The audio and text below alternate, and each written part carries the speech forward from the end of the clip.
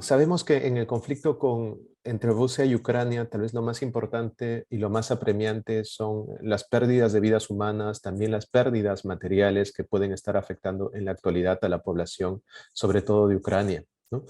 No piensen, y creo que no es ni tanto el deseo de la facultad ni el mío desviar el debate.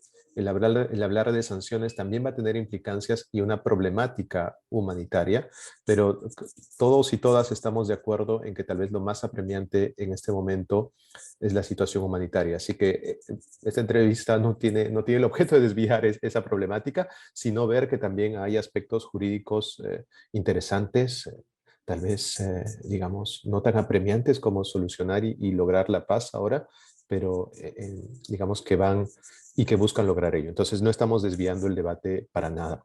Dicho esto, sí, digamos, sí hay argumentos jurídicos que pueden darse, digamos, de ambos lados.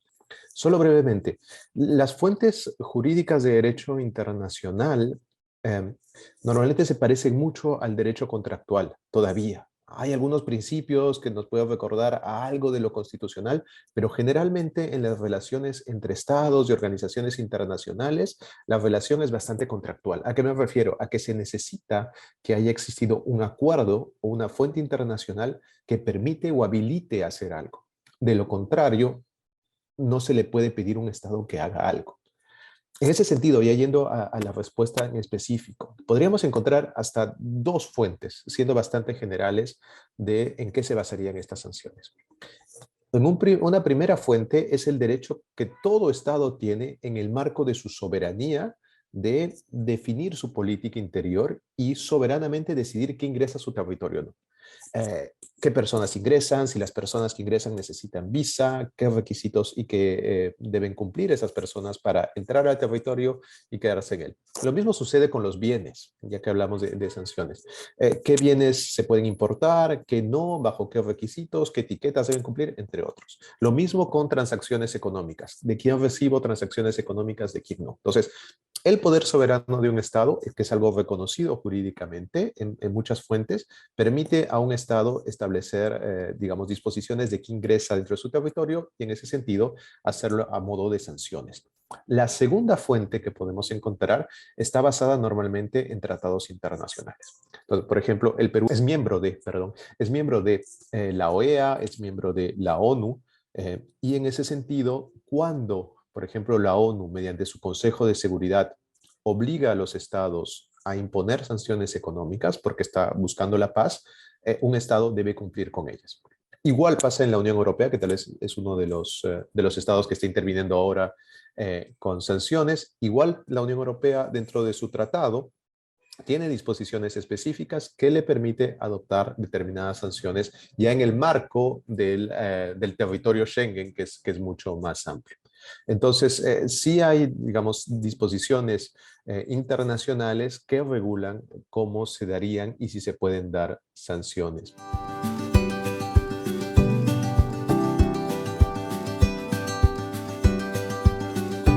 Como muchas veces en derecho, al analizar los hechos, se pueden encuadrar dentro de distintas posiciones, ¿no?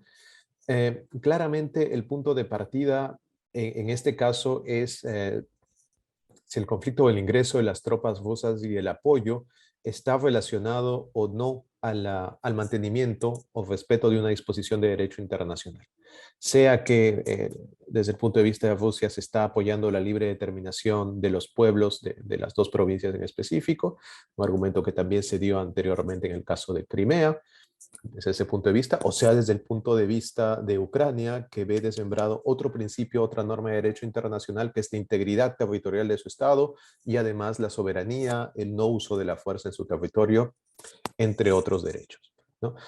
Luego, posteriormente, una vez que inicie el conflicto, también tenemos los excesos y vulneraciones de derecho internacional humanitario, ataque a civiles, ataque a también lugares que no son militares. Entonces, hay una serie de vulneración de normas que ambos lados están alegando, y ello puede llevar a dos supuestos de sanciones, ¿no? Aquellas que pueden ser justamente como una respuesta, una contramedida, y aquellas que pueden también ser de manera preventiva o para presionar a que el otro Estado cumpla con sus disposiciones.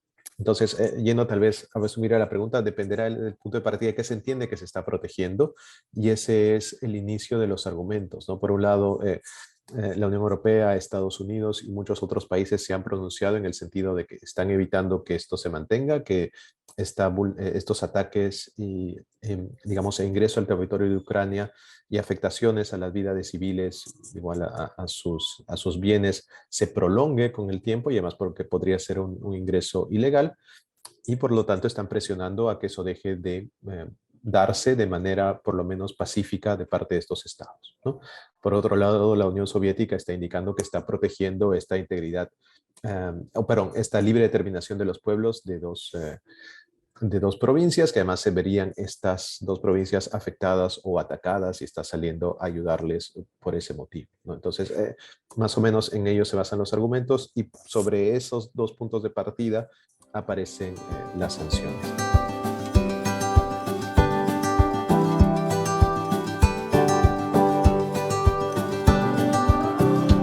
Puedo traer a colación lo que conversábamos hace un momento, ¿no? Depende de la obligación que tenga Perú, porque básicamente las sanciones económicas también han sido criticadas internacionalmente porque tienen un cierto impacto, ¿no? Tienen un cierto impacto también que no solo afecta a quienes están involucrados en el conflicto, digamos, la toma de decisión a nivel de gobierno, sino también puede tener impacto en personas inocentes. Vamos, ya el Fondo Monetario Internacional ha hablado de la problemática del incremento de los precios.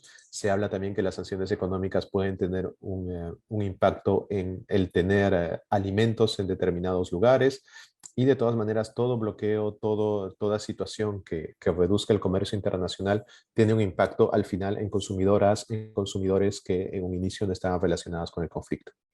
Luego también hay otra crítica que se da a las medidas sancionatorias, es que a veces pueden ser, digamos, selectivas, y en algunos casos se puede afectar ciertas transparencias, ¿no? Había acusaciones acerca de qué es lo que se restringe de Rusia, si es que los diamantes u otros bienes específicos, digamos, suntuarios, estarían excluidos de esas sanciones, si solo se afecta a la población normal y no a millonarios, por ejemplo, que puedan tener una excepción porque son dueños o dueñas de equipos de fútbol.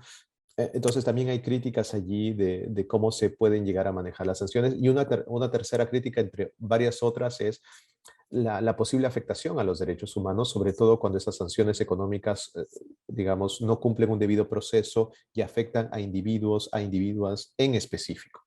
Entonces hay mucha crítica frente a las sanciones, y con eso tal vez ya hilo los dos puntos. Es decir, se necesita primero un marco internacional que te lo permita. Si, digamos, a Perú recibe una resolución del Consejo de Seguridad que le obligue a aplicar ciertas sanciones, y al momento de aplicar estas sanciones, Perú tendrá que tener en cuenta también el respeto a, por ejemplo, derechos humanos al momento de aplicar las sanciones y hacerlos. Y hay casos muy antiguos en la Unión Europea, por ejemplo, el caso Cadi, en el cual se aplicaron sanciones, pero que afectaban el derecho a la propiedad y el derecho al debido proceso, y luego dentro de la Unión Europea, a pesar de una resolución del Consejo de Seguridad, se dejó de lado una sanción por este tipo de protección. Entonces necesitamos una norma que lo habilite. Dos, necesitamos al momento de aplicar esa norma que lo habilite respetar otras disposiciones, y en ese sentido es como creo que Perú, que siempre trata de estar al tanto y respetando el derecho internacional, debería proceder, ¿no? En caso de tomar una decisión de ese tipo dentro del principio de soberanía, siempre tendría que tomar en cuenta que no hayan efectos jurídicos vulneratorios del derecho internacional.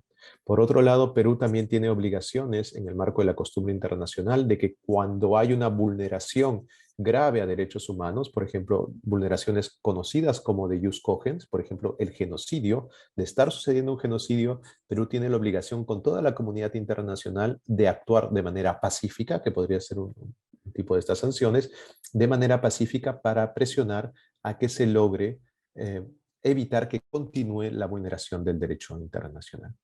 Entonces, de darse una de estas medidas, siempre tienen que cumplirse con las obligaciones del derecho internacional actual y sobre todo, como comenzaba diciéndoles, lo importante a la larga es que no tomar en cuenta las sanciones de manera aislada, sino tomar en cuenta las sanciones con respecto al fin que todos y todas estamos preocupados por, que es justamente que se acaben con estas afectaciones humanitarias a personas civiles, a sus propiedades y otras.